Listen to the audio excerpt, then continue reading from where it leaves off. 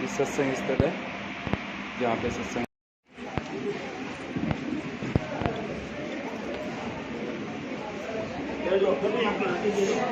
तो सबसे पहले परमात्मा के नाम पे जयकारा लगाएंगे।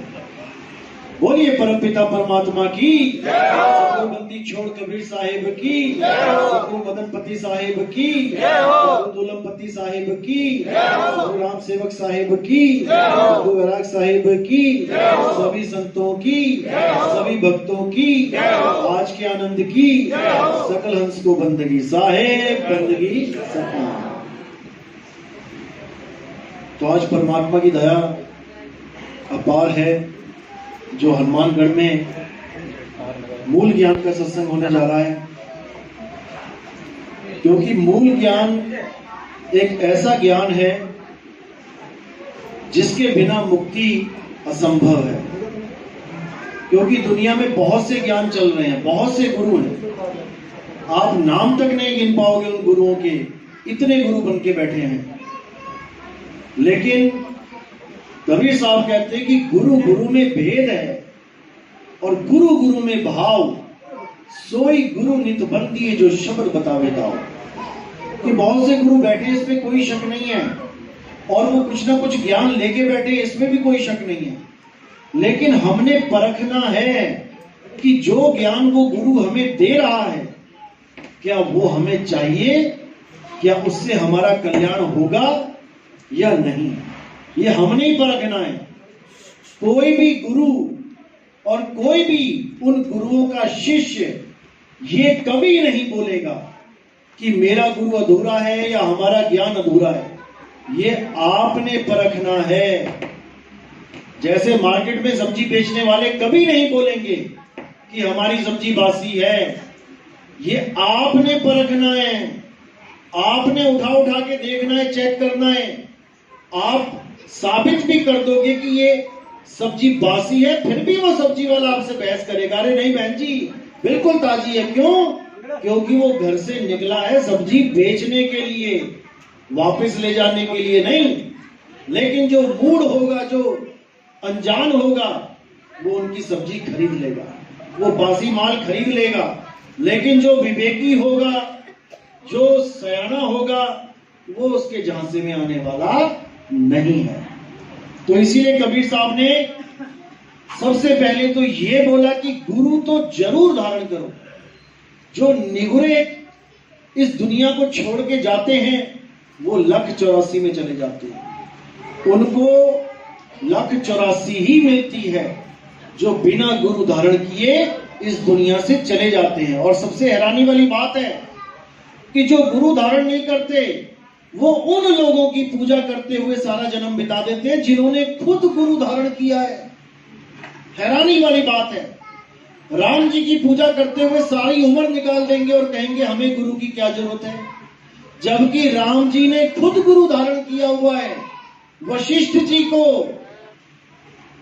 और कृष्ण जी की पूजा करने वाले सोचते हैं हमें गुरु की क्या जरूरत है, जबकि कृष्ण जी ने खुद गुरु धारण किया हुआ है संदीपन जी को। तो इतनी बुद्धि नहीं चल पा रही है कि समझ सके कि गुरु की महिमा क्या है। जिनको भगवान मान के पूजते हैं वो भगवान भी गुरु धारण करके ज्ञान प्राप्त करते हैं। इसीलिए साहिब ने बोला राम कृष्ण से कौन बड़ा, तीन ही तो गुरु कीन, और 3 लोक के वो धनी, गुरु आगे अधीन। गुरु के आगे वो अधीन हैं, गुरु की सेवा में लगे हुए हैं। लेकिन जो उनके पुजारी हैं वो गुरु की महिमा को नहीं जानते। हैरानी होती है। इसलिए कबीर साहब ने कहा है कि गुरु जरूर करो, बिन गुरु माला फेरते, बिन गुरु देते ज्ञान दान, बिन गुरु दोनों निष्फल है, चाहे पूछो वेद पुराण। बिना गुरु के दान देना, बिना गुरु के माला फेरना, ये निष्फल है, इसमें कोई लाभ नहीं होने वाला। क्योंकि हम कुछ ना कुछ कर तो रहे हैं लेकिन हम सही चीज नहीं कर रहे। आपने मोटरसाइकिल का इंजन बांधना है तो आप एक कारीगर के पास जाते हो, आप कभी खुद से खोल के नहीं बैठ जाते। किसी ने ट्रैक्टर का इंजन बंधवाना है तो खुद से खोल के नहीं बैठ जाता, वो एक मैकेनिक के पास जाता है, क्योंकि वो मैकेनिक एक आम आदमी तो है, लेकिन उसके पास एक ज्ञान है, जिस ज्ञान की वजह से वो खराब हुए इंजन को बिल्कुल सही कर देगा। लोग कहते हैं गुरु धारण करने की क्या जरूरत है? अरे हम भी आदमी, गुरु भी आदमी, पूजा करनी है तो भगवान की करो, गुरु की क्यों कर रहे हो? ऐसा नहीं है। गुरु भले एक आदमी है, लेकिन जो उसके पास ज्ञान है वो तुम्हारे पास नहीं है, इसलिए तुम्हारा कल्याण नहीं हो पा रहा है। इसीलिए कबीर साहब बार बार गुरु की महिमा बता रहे हैं। गुरु बड़े गोविंद से मन में देख विचार, हरि सुमिरे सो वार है और गुरु सुमिरे सो पार। हरि को अगर आप सीधे सिमरण करते हो तो पार है, यानी नदी के पार नहीं जा पाओगे। नदी के पार जाना है तो गुरु धारण करना पड़ेगा। और गुरु क्या सिखाएगा आपको? तैरना। अगर आपने गुरु से तैरना नहीं सीखा तो आप एक छोटी सी नदी तक पार नहीं कर सकते। भव सागर तो बहुत बड़ी बात है, उसके साथ तो सागर जोड़ा गया है, समुंदर, जो हम सोच भी नहीं सकते कि कोई समुद्र को पार कर सकता है। अरे छोटी सी नदी आप पार नहीं कर सकते, नहर पार नहीं कर सकते आप, जिसका आमने सामने छोर दिखाई दे रहा है 50 फुट 60 फुट, वो नहर भी आपको डुबा देगी, क्योंकि आपने तैरना नहीं सीखा। गुरु धारण करने का मतलब ये नहीं है कि गुरु तुम्हारे साथ साथ रहेगा, कि जहां तुम जाओगे गुरु तुम्हारे साथ होगा। जैसे कई कहते हैं गुरु तो अंग संग होता है। अंग संग कैसे होता है हमने ये जानना है।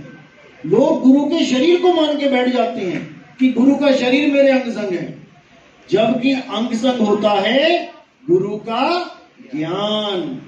जैसे आपने गुरु से तैरना सीख लिया और चलते चलते कहीं रास्ते में किसी नदी में गिर गए गलती से, तो वो ज्ञान आपके साथ है, आपको डूबने नहीं देगा। ऐसे ही स्कूल लगा लो, स्कूलों में बच्चे पढ़ते हैं, टीचर पूरा जोर लगाता है बच्चों को पढ़ाने में। क्यों लगाता है?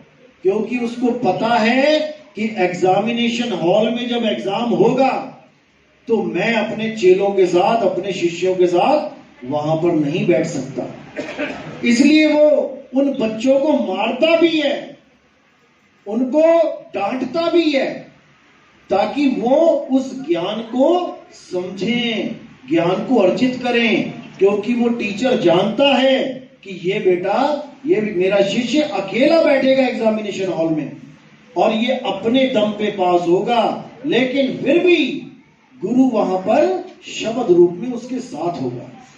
यानी जो गुरु ने शब्द सुनाए हैं, उसको 1 साल तक ज्ञान समझाया है, वो ज्ञान हमेशा शिष्य के साथ होगा।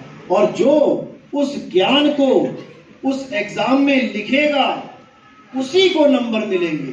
अगर वो ये लिख दे कि मेरा गुरु तो इस शहर का सबसे अच्छा टीचर है, सबसे नामी गिरामी टीचर है, उसके अपने बहुत से इंस्टीट्यूट चलते हैं, अगर ये सब भी वो लिख के आ जाए एग्जाम में, तब भी नंबर नहीं मिलेंगे, फेल हो जाएगा। जैसे आजकल लोग क्या देखते हैं कि हम तो उस गुरु से नाम लेंगे जिसके बड़े बड़े आश्रम हैं, हम तो उस गुरु से नाम लेंगे जिसके करोड़ों चेले हैं, जिसके विदेशों में बहुत चेले हैं।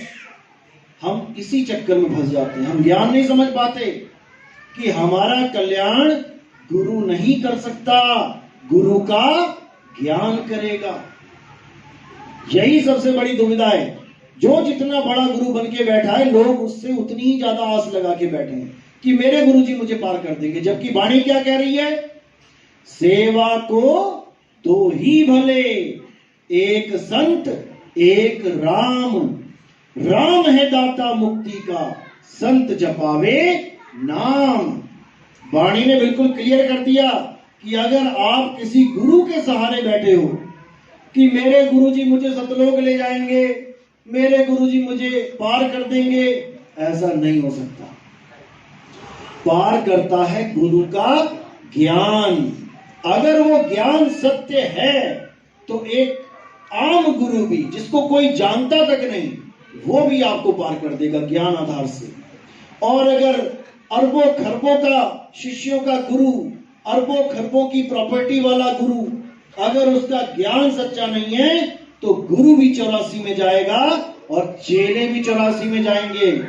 जिसके लिए साहिब ने बोला, झूठा गुरु अजगर बना, लख 84 जाए और सारी संगत चींटी बनी, तोड़ तोड़ के खाए।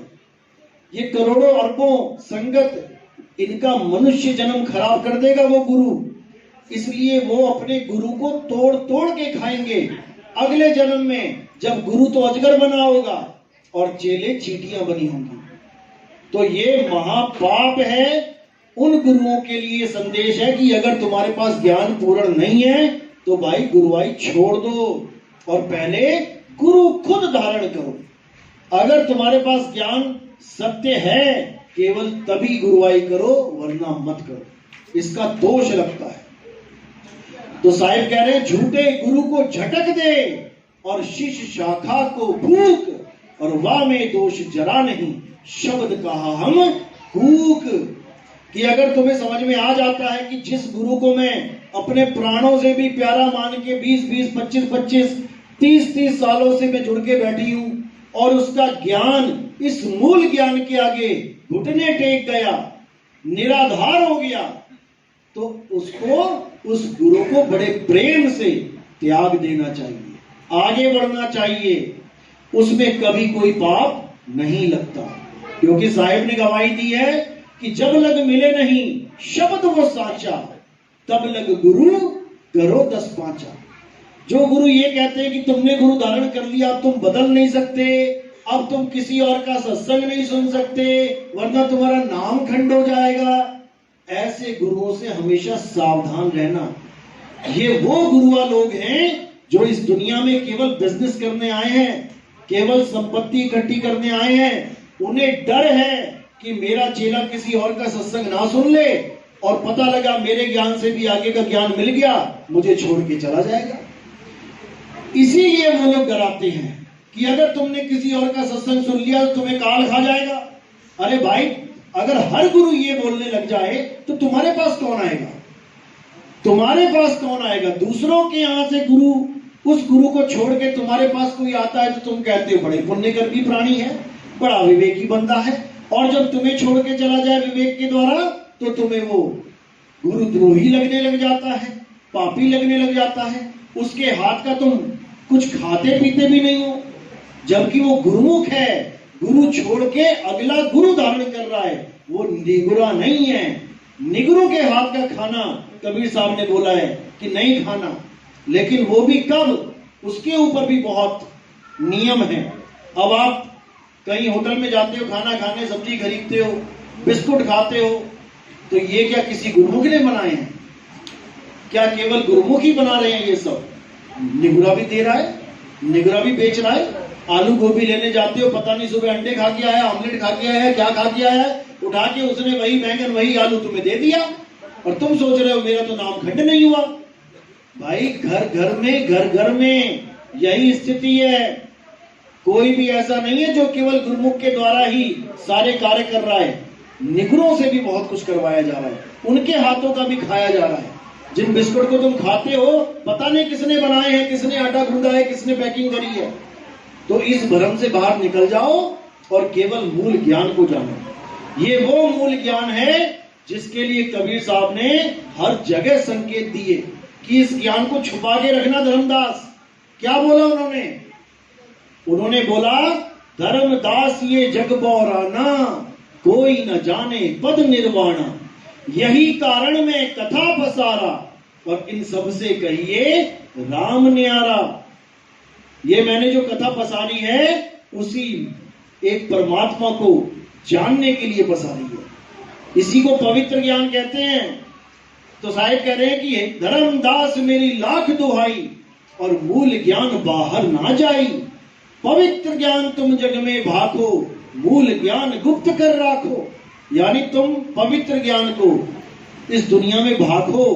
यानी जितना भी अनुराग सागर में बताया गया है, कैसे परमात्मा ने 16 पुत्र पैदा किए, कैसे परमात्मा ने काल भगवान और माया को ये देश दे दिया, कैसे माया को ये जीव दे दिए, कैसे इन जीवों को इस तीन लोक में शरीर धारण करवाया जा रहा है, कैसे जीव तीन गुणों की पूजा में उलझ गए हैं, ये सारा पवित्र ज्ञान है, पूरा पवित्र ज्ञान है।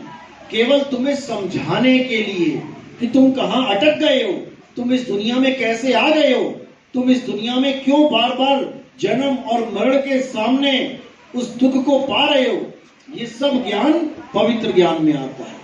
लेकिन साथ ही साथ क्या बोला कि पवित्र ज्ञान तुम जग में भाखो, मूल ज्ञान गुप्त कर राखो, कि मूल ज्ञान को गुप्त रखना, कभी ग्रंथों में जाहिर मत करना, और जितना भी करना है उसको कोड के साथ करना, उसको गुप्त रूप से करना। जितने भी काल के दूत होंगे उनको मूल ज्ञान समझ में ही नहीं आएगा, वो उन पन्नों को पलट देंगे जहां पे मूल ज्ञान लिखा होगा, और उन पन्नों को सामने रख देंगे जहां पे पवित्र ज्ञान होगा। लेकिन एक समय ऐसा आएगा जब मेरा ही अंश इस पूरे ज्ञान को खोल के रख देगा। अच्छा, बिल्कुल साफ क्लियर लिखा वहां पे, कहते पवित्र ज्ञान तुम जग में भाको, मूल ज्ञान गुप्त कर राखो, मूल ज्ञान बाहर जो पढ़ी, पिछली पीढ़ी हंस न तरही, मूल ज्ञान तब लग छुपाई, जब लग द्वादश पंथ ना मिट जाए। बिल्कुल क्लियर कर दिया कि तब तक छुपा के लगना है जब तक 12 पंथ खत्म नहीं हो जाते। कैसे खत्म होंगे? जैसे आप 5वीं में हो, 5वीं पढ़ाई करके आप जब 6ठी में जाते हो तो 5वीं क्लास आपके लिए खत्म हो गई, 6ठी शुरू हो गई। इसका मतलब ये नहीं है कि 5वीं क्लास ही दुनिया से ही खत्म हो गई। 5वीं क्लास आज भी दुनिया में है और चलती रहेगी, लेकिन आपके लिए 5वीं खत्म। अब आप 10वीं में पहुंच गए तो आपके लिए 9वीं खत्म। अब आप 12 के बाद जब 13 में पहुंचे, कॉलेज में गए, तो स्कूल आपके लिए खत्म। चाहे आपके घर के सामने 12वीं का स्कूल क्यों ना हो, लेकिन आप कभी भी उस गेट के अंदर दोबारा पढ़ाई करने नहीं जाओगे। ये कबीर साहब ने गुप्त भेद बताया है इसमें कि मूल ज्ञान तब लग छुपाई, जब लग द्वादश पंथ ना मिट जाए। द्वादश पंथ कौन है? गरीबदास जी का पंथ। गरीबदास जी के पंथ में 2 गतियां पहले चल रही थी, एक गृहस्थी, एक त्यागी। ये दोनों ही गतियां भ्रमित हो चुकी हैं। क्यों? क्योंकि इनमें अब देवी देवताओं के नाम दिए जाते हैं, देवी देवताओं की पूजा करवाई जाती है। उसके ही बीच में एक पंथ और चला, 12वां पंथ, जिसको रामपाल जी महाराज का पंथ कहते हैं। उस पंथ ने सारा उजियारा किया कबीर साहब के नाम का, बहुत बड़ा प्रचार किया, जिसके लिए अनुराग सागर में लिखा गया है 12वें पंथ प्रकट होए उजियारा। यानी गरीबदास जी के पंथ में एक ऐसा संत आएगा जो पूरा उजियारा कर देगा, कबीर कबीर कर देगा, बच्चा बच्चा कबीर का दीवाना हो जाएगा, उसको समझेगा, लेकिन मूल ज्ञान वहां भी नहीं मिलेगा। इसलिए बोला गया 12वें पंथ प्रकट होए उजियारा, 13वें पंथ मिटे सकल अंधियारा। जो 13वां पंथ है वो इस मूल ज्ञान को खोलेगा और बच्चा बच्चा इस मूल ज्ञान को समझेगा, जिसके लिए बोला घर घर होगा बोध विचारा। इस सत्संग को सुनने के बाद कितने मुसलमानों ने, कितने सिखों ने, कितने ईसाइयों ने, हिंदुओं की तो गिनती नहीं, ये सब इस ज्ञान पे विचार कर रहे हैं, नाम दीक्षा ले रहे हैं आके। क्यों? क्योंकि अब समय आ गया है जिसके लिए बड़े बड़े संतों ने बोला था कि कलयुग में ही सतयुग आएगा। ये वो समय आने वाला है जब कलयुग में सतयुग की स्थापना होगी। जैसे कलयुग में एक युग और आया था जिसको हम भक्ति युग कहते हैं। भक्ति युग कब आया था? आज से 600 साल पहले, जब कबीर साहब इस धरा पे प्रकट हुए थे। अभी परसों मनाया ना कबीर प्रकट दिवस, तो कबीर साहब प्रकट होते हैं, जन्म नहीं लेते, जन्म दिहाड़ा नहीं होता कबीर साहब का। कबीर साहब का होता है कबीर प्रगट दिवस, और बाकी संतों का जन्म दिहाड़ा होता है, क्योंकि वो जन्म लेते हैं। और कबीर साहब इस दुनिया में प्रकट होते हैं और अपनी लीला करके इस दुनिया से गुप्त हो जाते हैं। उनकी लाश नहीं मिलती कहीं भी, मगर में जब कबीर साहब 120 साल पूरे करके गए, तब वहां से वो बिना शरीर छोड़े गुप्त हो गए।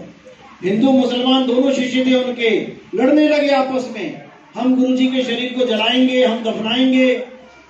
तो क्या हुआ वहां पे? आकाशवाणी हुई, अरे खोलो पर्दा, है नहीं मुर्दा, और मिथ्या युद्ध कर डाला। ए मूर्ख नादाना, तुमने हमें नहीं पहचाना। ये आवाज सुन के सब कुटिया में गए, क्योंकि कबीर साहब उनका झगड़ा देख के कुटिया में चले गए थे और चादर तान के लेट गए। अब जब उस चादर को अंदर जाके उठाया गया, जब चादर उठाई तो नीचे फूल थे। उनका झगड़ा शांत करने के लिए वहां पे फूल ही फूल रख दिए साहब ने, और उन फूलों को उन दोनों ने आधा आधा बांट के 2 समाधियां बना दी। एक मुसलमानों की बनी है मजार, एक हिंदुओं की समाधि बनी है।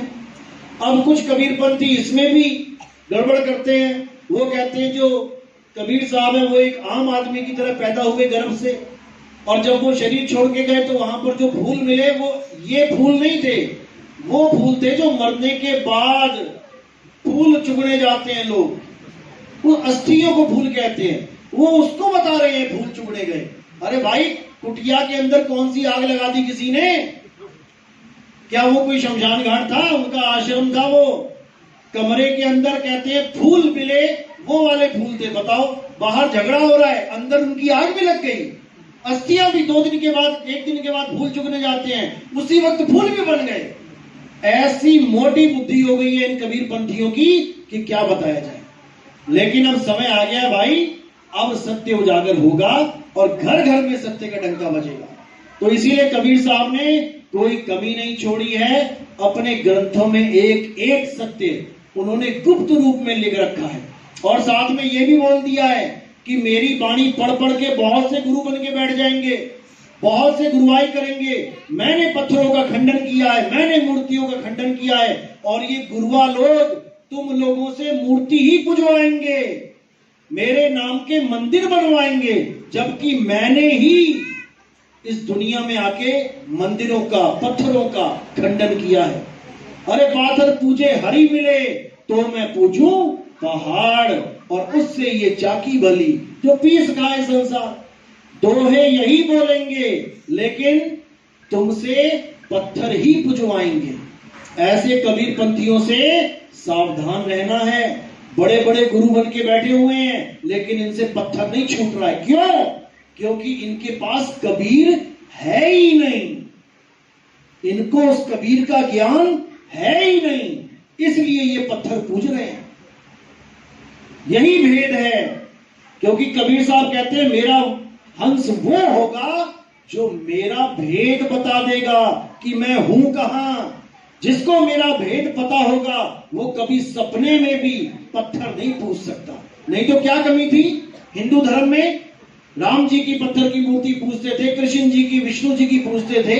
क्यों कबीर साहब ने खंडन कर दिया? क्योंकि वो लोग राम और कृष्ण को जानते नहीं हैं। वो ये नहीं समझ पा रहे कि राम जी हैं क्या, कृष्ण जी है क्या। वो कृष्ण जी को शरीर मान बैठे हैं, वो राम जी को शरीर मान बैठे हैं, और शरीरों के आधार पे ही मूर्तियां बनती हैं। कृष्ण जी ने कह कह के थक गए गीता में कि हे अर्जुन, तू और मैं ये शरीर नहीं है, शरीर तो आत्मा के कपड़े हैं, असल में तुम और मैं आत्मा हैं। और ये जितने राजा महाराजा, अध्याय 2 पढ़ो, कहते हैं जितने राजा महाराजा सामने दिखाई दे रहे हैं, ऐसा कोई समय नहीं था जब ये नहीं थे, और ऐसा कोई समय नहीं आएगा जब ये नहीं होंगे। तो इसी को समझना है। कैसे नहीं होंगे? कब नहीं थे? क्या युधिष्ठिर सतयुग में था? क्या शकुनी मामा त्रेता युग में था? नहीं थे। तो फिर कौन सा स्वरूप है जिसके लिए बोला जा रहा है कि वो ऐसा कोई समय नहीं था जब वो नहीं थे? वो है हमारा आत्म स्वरूप।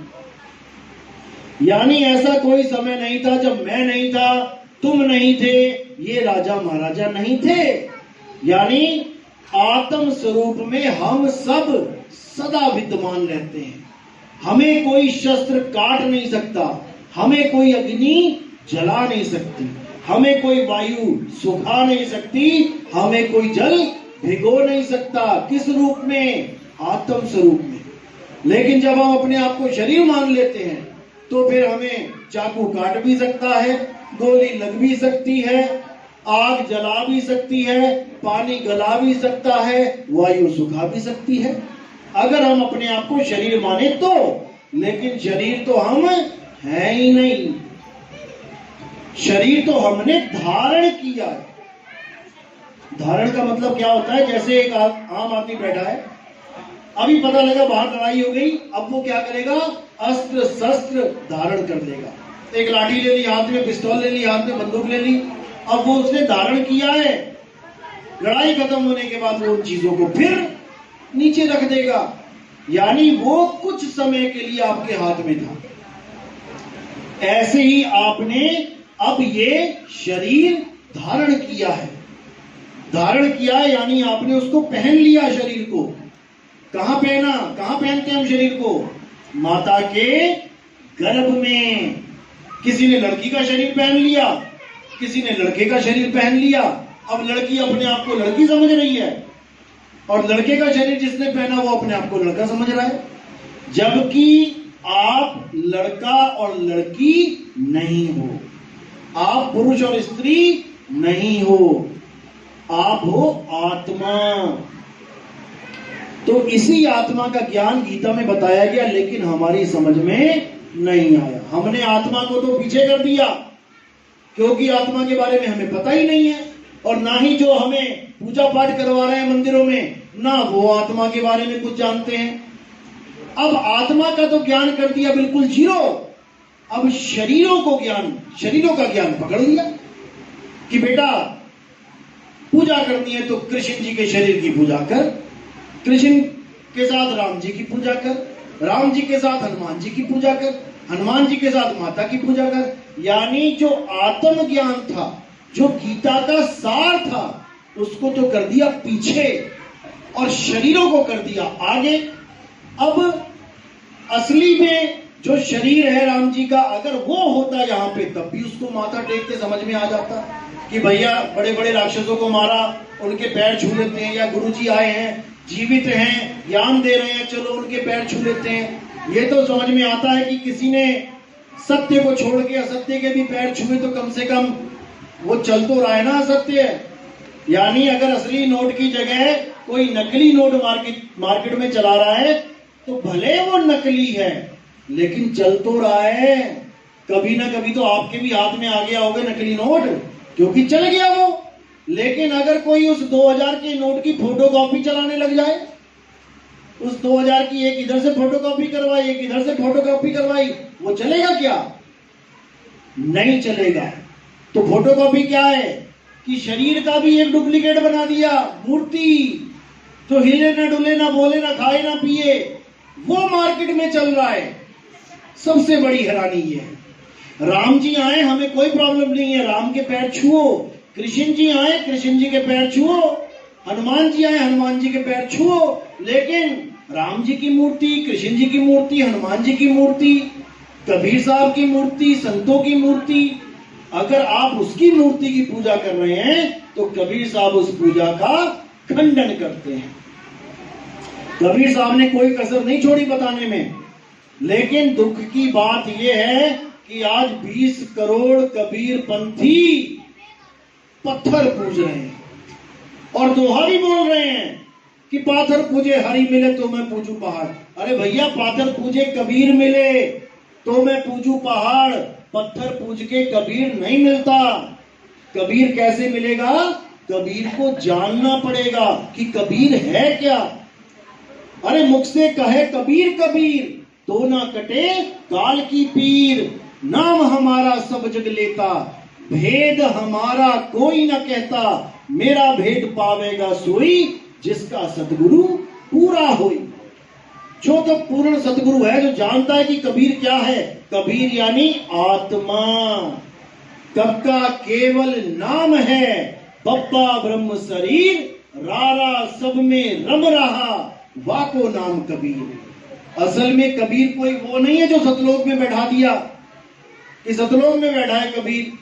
कबीर है तुम्हारी आत्मा, उस आत्मा को जानो।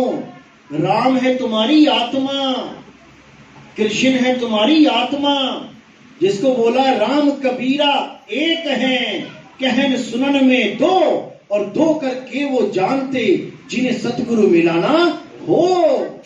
अगर राम और कबीर के शरीर को देखोगे तो आपको वो दो दिखाई देंगे। एक ने धनुष्मान पकड़ा होगा, एक टोपी पहन के इशारा करके बैठे हैं सैन, तो उन दोनों के शरीर को देखोगे तो आपको वो दो दिखाई देंगे अलग अलग। लेकिन वो कब दो दिखाई देंगे? जब आपको सतगुरु नहीं मिला होगा, क्योंकि सतगुरु उन दोनों को एक कर देगा। कैसे? आत्म स्वरूप में। आत्म स्वरूप में ना तो कबीर साहब अलग है, ना कृष्ण अलग है, ना आप अलग हो।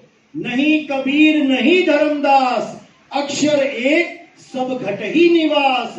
वाही को सतपुरुष कहिए, आदि अंत अक्षर कह रही है। उस अक्षर को पकड़ना है आपने, जो ना तो कबीर और ना धर्मदास हैं। वो अक्षर क्या है? वो अक्षर अविनाशी हमारी आत्मा है, हमारा सत्य स्वरूप है।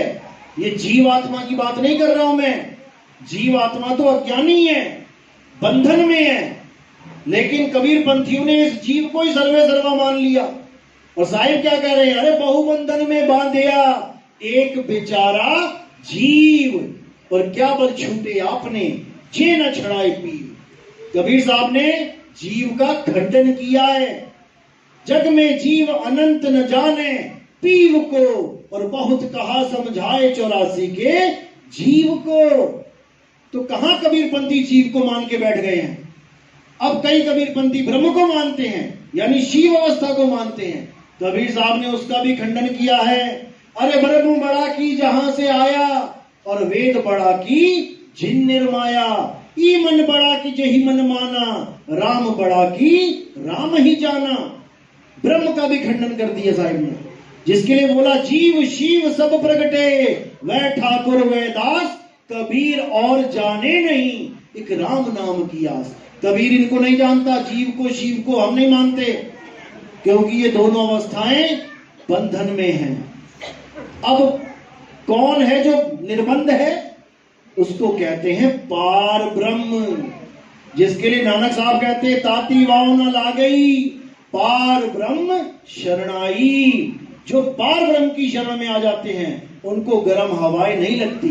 ये बाहर की गर्म हवाएं नहीं, इस गर्म जून की गर्म हवाएं, जिस भट्टी में आपको 9 महीने तक उल्टा लटकाया जाएगा, वहां पर जो गर्मी है, जिसमें आपको तपाया जाएगा, तभी आप ये शरीर धारण कर सकते हो। नहीं तो आप किस रूप में गए हो गर्भ में? बिंद रूप में। बिंद रूप में ना आपके हाथ, ना पैर, ना उंगलियां, ना सिर, ना नाक, ना कुछ। लेकिन जब वो अंदर जाता है गर्भ में तो उसको तपाया जाता है, और तपाने के बाद ये शरीर धारण करके जीव आ जाता है। यही बंधन है। अब अगर आप उस गुरु की शरण में हो जो खुद बंधन में है, यानी खुद 9 महीने उल्टा लटक के आया है, और उसको परमात्मा मानते हो। जैसे कई लोग अपने अपने गुरु को कहते हैं मेरा गुरु तो परमात्मा ही आ गया, यानी उसके शरीर को परमात्मा मान बैठे हैं, तो उनकी मुक्ति नहीं हो सकती। साहिब ने बोला बंधे को बंधा मिला, और छूटे कौन उपाय, और कर सेवा निर्बंध की, वो पल में लेट छुड़ाए। लेकिन निर्बंध है कौन? कोई समझ नहीं पा रहा है। निर्बंध है शब्द गुरु, जो कभी आता और जाता नहीं है। वही तुम्हारा आना और जाना खत्म कर सकता है। तो कहते आवे ना जावे, जन्मे नहीं मरे, सो निज पीव हमारा हो। जो आता जाता नहीं है वही मेरा परमात्मा है, जो आवे और जावे उसको मैं नहीं मानता। और लोग कहते हैं कबीर साहब भी आते जाते हैं, तो कबीर साहब ने कभी नहीं कहा कि मेरे उस स्वरूप की पूजा करो जो आता और जाता है। कबीर साहब अनघड़ की पूजा करवाते हैं। अरे दास कबीर अनघड़ का चेला, घड़े घाट को ना ध्याता। नहीं समझ में आ रहा लोगों को। सब घड़े घाट को, घड़ा घाट क्या होता है? ये घड़ा हुआ, देखो नाक घड़ दिया, जैसे पेंसिल घड़ते हैं ना, नोक बना देते हैं, देखो नोक बना दी, कान बना दिए, होंठ बना दिए, घड़ा हुआ है। दास कबीर अन्न घड़ का चेला, जो घड़ा नहीं जा सकता उसको माना जाता है शब्द गुरु, जिसके लिए कबीर साहब ने यह भी बोला है कि अविनाशी की आरती गावे सत्य कबीर। अब कई कबीरपंथी होते कहते कबीर से बड़ा कोई नहीं है, कबीर साहब से बड़ा कोई नहीं है, और खुद ही गाते हैं आरती में कि अविनाशी की आरती गावे सत्य कबीर। क्यों? काल ने बुद्धि में ताले लगा रखे हैं।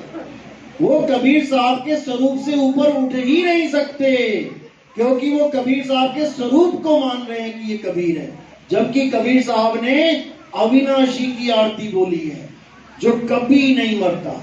लेकिन जीव और शिव भी नहीं मरते, लेकिन उनकी अवस्था खत्म हो जाती है, इसलिए वो पूजनीय नहीं है। तो इसी को समझना है। कबीर साहब का ज्ञान बहुत अटपटा है, जल्दी समझ में नहीं आता, लेकिन जिसके समझ में आ गया फिर उसे कोई बनवा भी नहीं सकता। तो साहिब कहते हैं अटपट ज्ञान कबीर का और झटपट लखाना जाए, जो इसको झटपट लखे तो सब खटपट मिट जाए। अब ये सारी खटपट मिटने का समय आ गया है, और अब केवल और केवल मूल ज्ञान का डंका इस संसार में बजेगा। जिस सार शब्द को लोग जानते तक नहीं थे, अब आप YouTube पे केवल सार शब्द लिख दो, दुनिया भर के ज्ञानी आ जाएंगे। जैसे बरसात होती है, बरसात से पहले तालाब में जाओ, एक मेंढक नहीं मिलेगा आपको। जैसे ही बरसात हुई और फिर सुबह पहुंच जाना वहां पे, टर टर टर, खड़े नहीं हो पाओगे वहां पे, ऐसी कान फाड़ू आवाजें आएंगी। तो ऐसी आवाजें अब YouTube पे चलने वाली हैं, समय आ गया है और भर जाएगा YouTube पूरा सार शब्द।